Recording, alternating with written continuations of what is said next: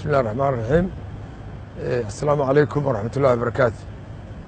waxaan rabaa inaan ka hadlo arrin yar oo kooban oo dhacday maantay muxuu ahaa baarlamaanka ka dhacday oo laga yaabo dadkoo dhan inay sugahayaan oo la leeyahay seeba wax u dhaceen maxaa la qabtay maxaa inay dadku ay shacabka iyo ciidamada iyo dadka danaynaya dhammaan inay rabaan inay wax ka ogaadaan.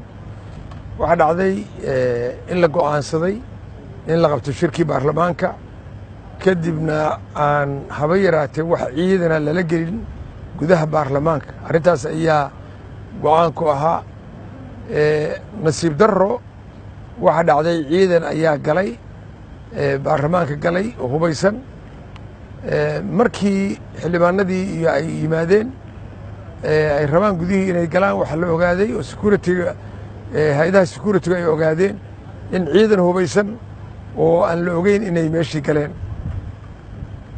markaan tagnay meeshii ciidamadii waxay ahaayeen ciidamo darees qabay oo sida dareeska ciidamada kale militariga qaba iyo kuwo dharcad intaba way lahaayeen. waxaanan isku daynay inaan si sahla uga soo saarno si aysan arrintu saa isu fogaanin. arrintaas iyaga marka amarkii waa qaadan waayeen. annagu wax tilaabo ah oo aan ka qaadnay ma jirin. sababtu waxa weeye waxaan ilaalinaynay amniga guud iyo sharafka iyo muxuu ahaa xasiloonida dalka gaar ahaanna baarlamaanka oo aan markaas joognay. waxaan muxuu ahaa go'aansanay markaan ka shirnay in si nabada looga soo saaro baarlamaanka la xiro uusan maanta shirkaasi dhici karin in laga soo saaro oo la yidhahdo baarlamaanka shirki waa baaqday.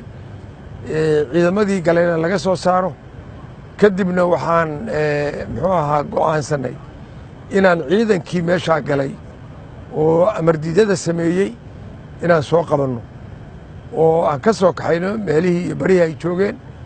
ciidankaasi hadda intiisii badnayd gacanteenna ku jirtaa. kuwo kalena weli waa ay maqan yihiin waana muxuu ahaa laga daba tegaya waana la keenaya.